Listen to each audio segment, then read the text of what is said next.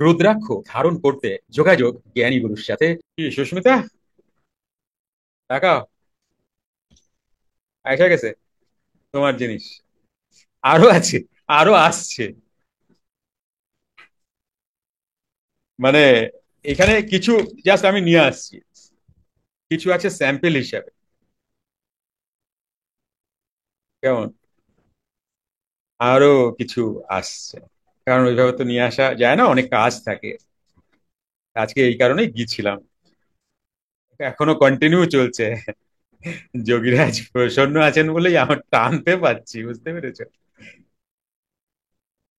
আর এতটা দূর যাওয়া আসা। পাহাড়ে কি বৃষ্টি, কি বৃষ্টি গো বাপরে! সামনে মানুষই দেখা যায় না, গাড়ির হেডলাইটও ঠিক মতো আসছে না, এত বৃষ্টি।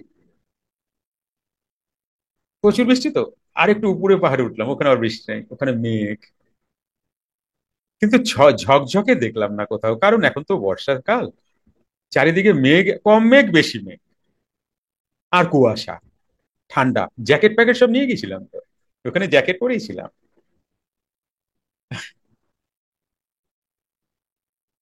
নেপাল আর কি, নেপালে জ্যাকেট পরে মানে প্রচুর ঠান্ডা, প্রচুর ঠান্ডা। আমি জিজ্ঞাসা করলাম যে আপনাদের ফ্যান ট্যান লাগে না? বলে না, আমাদের ফ্যান লাগে না। আসল রুদ্রাক্ষ চিনবো কি করে? আসল রুদ্রাক্ষ চিহ্ন দেখে অনেকগুলো, 5-7টা পয়েন্ট আছে। হ্যাঁ। সেই পয়েন্ট গুলো যদি তুমি দেখে নাও, তাহলে আসল রুদ্রাক্ষ বুঝতে পারবে।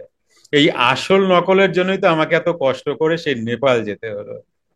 যাব কি যাব না, যাব কি যাব না, আমি দেখলাম না, না গেলে মানুষকে আমি ঠিক ভুল ভাল হয়ে যাবে। কারণ আমি ব্যবসায়ীদের ঠিক বিশ্বাস করতে পারছি না রুদ্রাক্ষর বিষয়ে। যে কারণে আমাকে নেপাল যেতে আমি বাধ্য হলাম। আর এটা যেহেতু হোলসেল করব, সেহেতু বাল্ক প্রোডাক্ট নিয়েই তো করব। তো সেখানে দাঁড়িয়ে তোমার এখানকার কোনো ডিস্ট্রিবিউটরকে আমি ঠিক, আমার ঠিক, আমি অনেকবার তাদেরকে বিশ্বাস করার চেষ্টা করেছিলাম, কিন্তু কোথায় যেন গিয়ে খটকা লাগছে আমার। তো যে কারণে নেপাল যেতে আমি বাধ্য হলাম আর কি। আমি নেপাল যাওয়ার কথা প্রায় 2 মাস ধরে ভাবছিলাম, যে কারণ আমি স্যাটিসফাইড হতে পারছিলাম না ইন্ডিয়ান বিজনেস, মানে যারা করছেন। কারণ এটা অথেন্টিক না হলে কাজই তো করবে না। এবার যিনি আমাকে পয়সা দেবেন তার কাজ হলো না, এমন পয়সা কি আমি নেব? রুদ্রাক্ষ প্রেডিকশন করে ধারণ করতে যোগাযোগ জ্ঞানী গুরুর সাথে। যে কারণে আমি নেপাল যেতে বাধ্য হলাম। এই বর্ষার মধ্যে কষ্ট করে, এই বর্ষায় পাহাড়ে কেউ যায় না, পাহাড়ে কিন্তু এখন মোটামুটি হোটেল হোটেল খালি, এখন ওদের সিজন নয়। আর তাছাড়া কি জানো, এখন অতটা জার্নি ফার্নি করি না তো, মানুষ তো অভ্যাসের দাস না।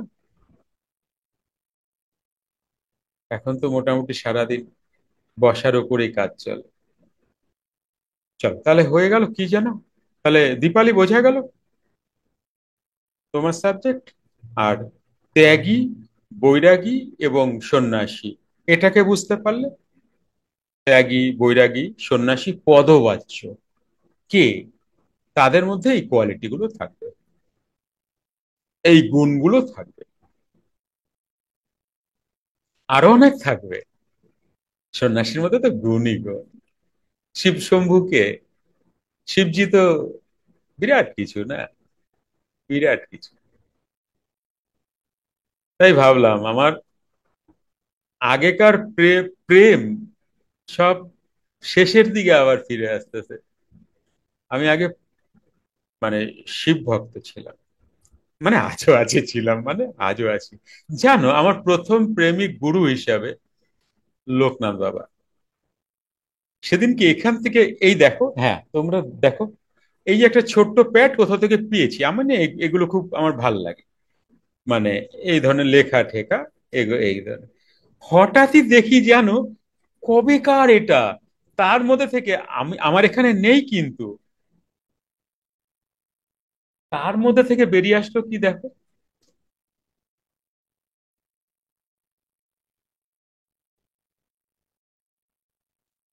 ইনি আমার প্রথম প্রেমিক। আমি প্রথম এনার প্রেমে পড়েছিলাম। দেখো, সেদিনকেই কার সাথে বোধহয় আমি ক্লাসেই কথা বলছিলাম নাকি, না, হ্যাঁ হ্যাঁ হ্যাঁ হ্যাঁ, হ্যাঁ স্বপ্না, হ্যাঁ বলছি, ক্লাসেই বলছিলাম। তারপরেই আমি এটা পেলাম, দেখো, যে দেখ তুই ভুলে গেছিস, আমি বলি নাই। তুই তো আজকাল ব্রহ্ম ট্রহ্মর কাছাকাছি, আমার আর পাত্তা দিস না, যোগীরাজ নিয়ে কথা বলিস, আমিও কিন্তু আসি যোগীরাজের পাশাপাশি।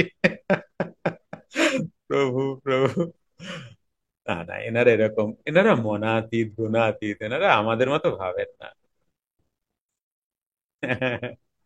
আমার প্রথম প্রেমিক জানো, কারণ আমাদের বাড়ি হাবড়া অশোকনগর ছিল তো, আর কচুয়া পাশেই ছিল। আর বাবাকে যখন ইয়ে হলো, বাবাকে দেখতাম, আমাদের বাড়িতে লোকনাথ বাবার ছবি ছিল, অরিজিনাল ছবি, ব্ল্যাক অ্যান্ড হোয়াইট।